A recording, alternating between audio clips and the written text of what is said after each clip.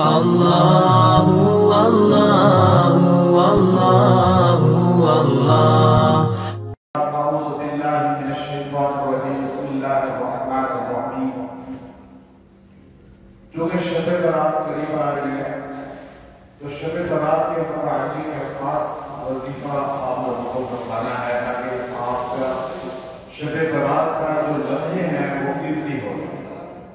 اکثر لوگ جو ہے وہ اس کو گزار دیتے ہیں وقت کو سو کر یا مختلف اور کاموں میں۔ اگر انسان ایک ترتیب کے ساتھ ان لمحوں کو گزارے تو اس میں فائدہ بھی ہوتا ہے اور عبادت کا بھی سرور مل جاتا ہے۔ اللہ رب العزت نے شب برات کو اہل ایمان کے لیے ایک تحفہ کے طور پہ نازل فرمایا کہ انسان متوجہ ہوتا ہے اللہ کی طرف۔ ویسے اس میں فرق نہیں ہے کہ شب برات کی شرعی حیثیت کیا ہے۔ بعض کہتے ہیں کہ اس پر احادیث صحیح نہیں ہے، بعض کہتے ہیں احادیث صحیح ہیں۔ اب بات یہ ہے کہ اس کی حیثیت ہے، اسی لیے حضور اکرم صلی اللہ علیہ وسلم کی روایات موجود ہیں، صحابہ کرام کی روایات موجود ہیں۔ ہم نے شب برات کو دیکھنا ہے کہ شب برات میں انسانوں کے اعمال اللہ تبارک و تعالیٰ کے ہاں فرشتوں کے سپرد کیے جاتے ہیں پورے سال۔ حضور اکرم صلی اللہ علیہ وسلم کی روایت موجود ہے کہ آپ نے سلام روزہ رکھا کرتے تھے، آپ صلی اللہ علیہ وسلم رات کو عبادت کیا کرتے تھے اور آپ یہ فرمایا کرتے تھے کہ میرا دل یہ چاہتا ہے کہ جب میرا اعمال نامہ سال کا فرشتوں کے سپرد ہو تو میں عابد عبادت میں مشغول اور روزے دار روزے کی حالت میں ہوں۔ تو اس لیے اہل ایمان کو، مسلمانوں کو شب برات کی اہمیت کو سمجھنا چاہیے۔ شب برات صرف یہ نہیں ہے کہ آپ رات پوری عبادت کریں اور اس کے بعد نماز بھی پورا سال چھوڑ دیں۔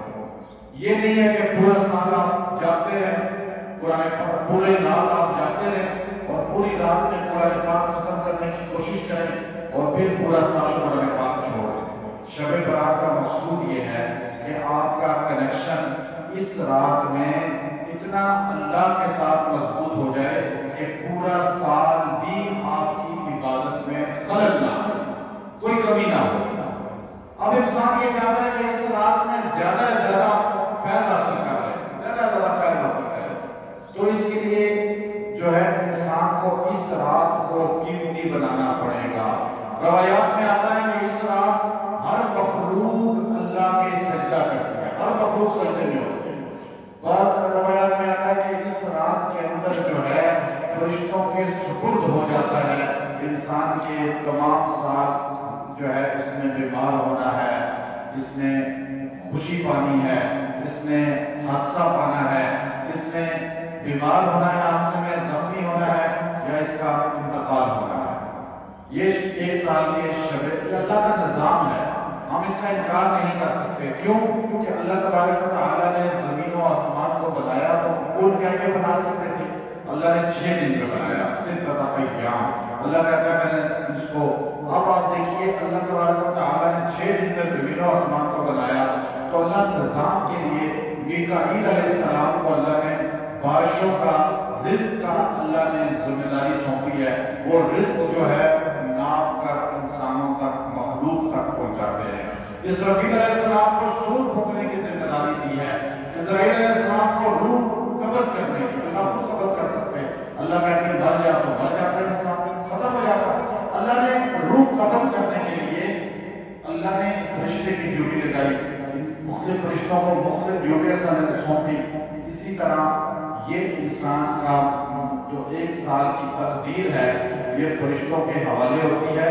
اب اس میں انکار نہیں ہے، اس میں بحث نہیں ہے، کیونکہ بعض لوگ کہتے ہیں شب برات کی حیثیت کیا ہے، وہ بحث جو ہے علماء کی ہے، وہ علماء تک رہنی چاہیے۔ لیکن ایک آدمی بدعات نہ کرے، رسومات نہ کرے، اس رات میں اللہ سے اپنا تعلق مضبوط کرے، نماز میں لگ جائے، نوافل میں لگ جائے، ذکر اذکار میں لگ جائے، تلاوت میں لگ جائے، اور اس سے قیمتی راز پھر کوئی نہیں۔ اب یہ اصل چیز یہ ہے، اصل مقصود جو یہ ہے۔ اب آپ دیکھیے اس میں کتنا بہترین لمحہ ہے، ان لمحات میں اللہ قبرستان جایا کرتے تھے. سیدہ عائشہ فرماتی ہیں کہ حضور اقدس صلی اللہ علیہ وسلم کو میں نے اپنی جگہ نہیں پایا تو میں پیچھا کرتی گئی تو اللہ کے رسول اس وقت جنت البقیع میں دعا میں مشغول تھے. آپ نے فرمایا اس رات میں بنو کلب جو مدینہ میں بہت بڑا قبیلہ بکریاں رکھنے میں معروف تھا، بنو کلب کی بکریوں کے بقدر جتنے بال ہیں بکریوں کے قسم پہ اللہ اتنے انسانوں کی مغفرت کرتا ہے اس رات میں شب برات میں. اب شب برات میں اتنی کثیر تعداد کی مغفرت ہو رہی، اتنی کثیر تعداد کی، لیکن ہمارے بے خبر ہیں اور رات کو کپڑے لگائیں گے، جاگیں گے، اجتماعی جاگنا ہوگا مساجد میں. یہ نہیں ہونا چاہیے. آپ انفرادی عبادت کریں، گھر میں کریں، مسجد میں کریں، جہاں کریں، لیکن تشہیر کی ضرورت نہیں ہے. انفرادی، اور اس میں یہ وظیفہ جو آپ کو بتا رہا ہوں یہ بہت خاص وظیفہ ہے. اس وظیفے کو آپ کریں گے، اس کے 3 فائدے آپ کو ہوں گے. 3 فائدے. پہلا فائدہ، پورا سال آپ کو اللہ کی اطاعت کی توفیق ملے گی. پورا سال اللہ کی اطاعت کی توفیق ملے گی. اور دوسرا فائدہ یہ ہوگا کہ اللہ تبارک و تعالی آپ کو اپنے اللہ اپنے توحید والے بندوں میں شامل کر، جو اللہ کے خاص ایک کلاس ہے، جو اللہ کے ہاں جو ایک کلاس ہے، خاص لوگ ہیں، ان میں شامل کرے گا. تیسرا اعزاز یہ دے گا کہ اس کی برکت سے اللہ تبارک و تعالی آپ کو پورا سال ہر قسم کے شرور سے، آفات سے، مصیبتوں سے، کہ کوئی اچانک حادثہ پیش آ گیا، کہیں ایکسیڈنٹ ہو گیا، اچانک کوئی بڑی بیماری کا اٹیک آپ پہ ہو گیا، ان ساروں سے آپ کو بچا لے. یہ انسان چاہتا ہے. پہلا کیا ہوگا؟ اللہ تبارک و تعالیٰ اپنی اطاعت پورا سال ادا کرے گا. دوسرا، اپنے خاص بندوں میں شامل کر لے گا. تیسرا جو ہے، اللہ ہر حادثے سے، پریشانی سے پورا سال حفاظت میں رکھے گا. وہ وظیفہ مختصر ہے. اللہ خالق کل شیء فاعبدہ. آپ پڑھیے اللہ، یہ خواتین بھی پڑھیں سارے. اللہ خالق کل شیء فاعبدہ. اب یہ جو ہے اللہ کا مختصر سا آیت کا ٹکڑا ہے. اب یہ اللہ خالق کل شیء فاعبدہ، اس کو آپ شب برات کی رات کو، سعودیہ والوں کی شب برات جب ہے وہاں وہ پڑھیں، پاکستان والوں کی شب برات جس دن ہے وہ یہاں پڑھیں.